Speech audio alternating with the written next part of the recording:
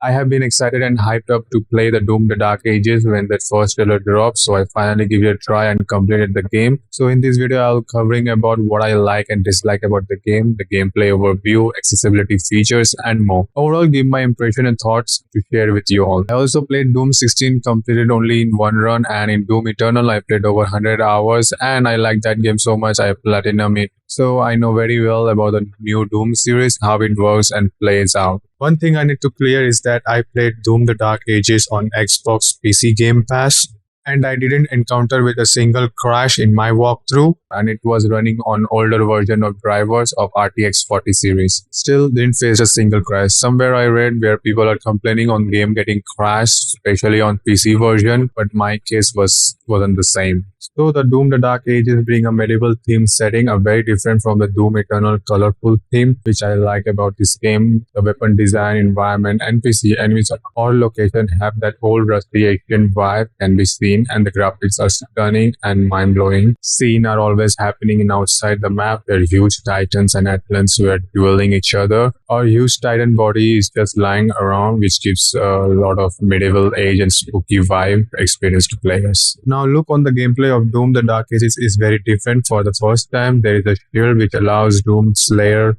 block and parry incoming melee and range attacks. Not only that, shield can be thrown to take out enemies quickly and make a room for Doom Guy to breathe or stun the bigger enemies by striking shield onto them, which gives Doom Guy land a few extra shots without worry about the enemy attacks. The gameplay is heavily focused around the shield tactic this time, like it is useful to solve puzzle sections and combat. Throughout the whole game, as you progress, you can upgrade shield to make it even more efficient and unlock some unique perks called Ruin, which enhance the shield gameplay even more further, like struck with lightning or scorch fire damage, or use a mini turret from the shoulder, and the last sharp knife which travel to enemies for extra damage. Now the gunplay of Doom the Dark Ages is also very powerful. This time Doom Guy got total of 12 weapons in hand. In each weapon category have two type of weapon, like shotguns have combat and super shotgun. One is less damage but can apply fire to enemies. Other is very high damage but slow fire rate. And second one is the assault type called Shredder and Impeller. One is also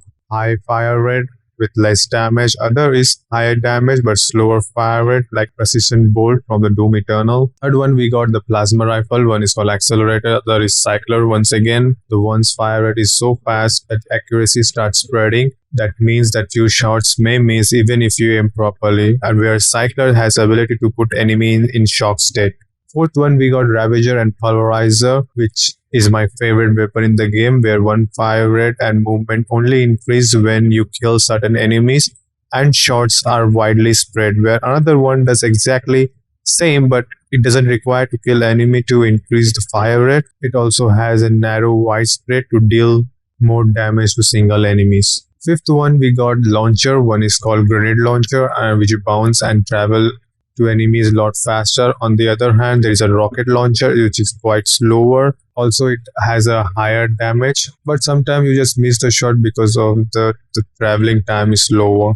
And the last we call Ballista BFG crossbow, which just one shot all type of enemies and can wipe out whole arena. Only bosses cannot be one shot. Also, we can customize and upgrade this gun to make it more efficient and can be unlocked through only shrine, which are scattered throughout the whole mission area. Either you choose any category of the weapon. If you're pairing properly, your guns will do a lot of damage. That's what I understand about this game. You do not need to twist squab for extra combos like in Doom Eternal or 16. I mean Doom 2016.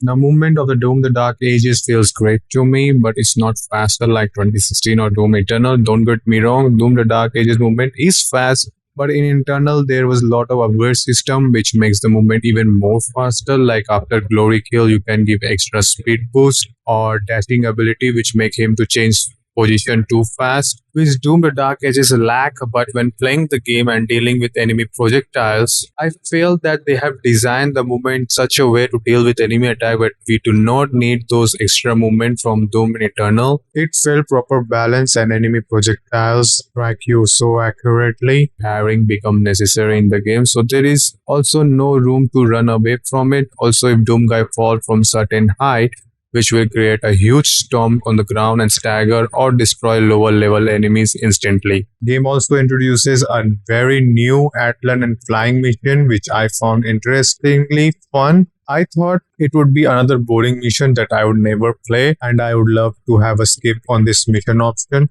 in the game, but I was wrong. It wasn't as boring as I thought it would be.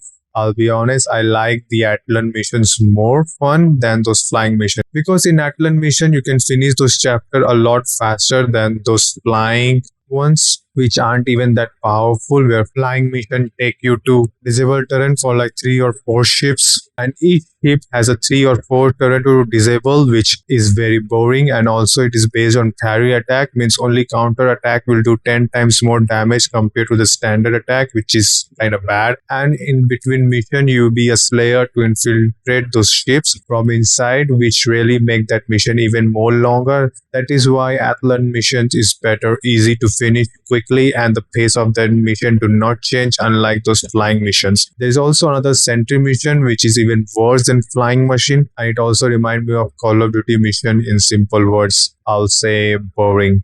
As I have completed this game in Nightmare difficulty, which is the max hardest difficulty in the game, well, I can make it even more difficult through make some custom changes in the difficulty section. But I gone with the vanilla default version of the difficulty, and I realized that the enemies aren't even that challenging, or their aggressiveness is little bit toned down completely from Doom Eternal. Also, the intensity of the arena was also not very sweaty. It was like walk in the park for me. And take it as from a veteran player of Doom game, I only died like 8 or 10 times throughout my whole walkthrough, which are mostly in main boss fights. And if you use 1-up or a lifesaver, then you hit a jackpot. The current state of difficulty is good for casual players, but for veteran, it was less fun for me. Take it this way, that mission starts you to point with very engaging and challenging enemies. When it starts to get serious and fun, suddenly mission ends. The pace is like that. So I do not like some of the missions of the game. I don't have much to talk about the story because I wasn't really invested in the story, because this time the story was very straightforward, which is not bad, but nothing much interesting which could keep me more invested of what happening in the game. But I will say, whenever there is a Slayer in the cutscene, the aura and the vibe of his style just gives me a goosebump. And without a word saying anything by Slayer, his aura is unmatched. I don't think that any fictional character will be matched with the guy who is very strong and powerful, the way he looks. Also, it has a 22 mission in total, which is kind of short semi-open world mission, which is full of side exploration stuff to do, which helps Slayer to become even more powerful. The only thing I missed in Doom the Dark Ages was the glory kills, which was my favorite part of the Doom series. I really enjoyed those cool looking animations of the glory kill, which I like about that. But the Dark Ages do not have a glory animation, but it isn't that hardcore gore like Doom 16 or Doom Eternal. It does have the glory kills when you do the aerial glory kills, but it's very repetitive and boring sometimes. And you do the same animation to different enemies, that also makes more boring. And talk about the music is pure downgrade from the last 2 games. Only 2 or 3 songs was best. Others are like it was okay, and nothing hit different or unique like Doom 16 or Doom Eternal. Doom Eternal. And that is everything I have to say about this game. I really enjoyed Doom the Dark Ages and looking forward to spend 100 hours in the game. And I'm also looking forward for future update and new modes that the game is going to have in the future updates.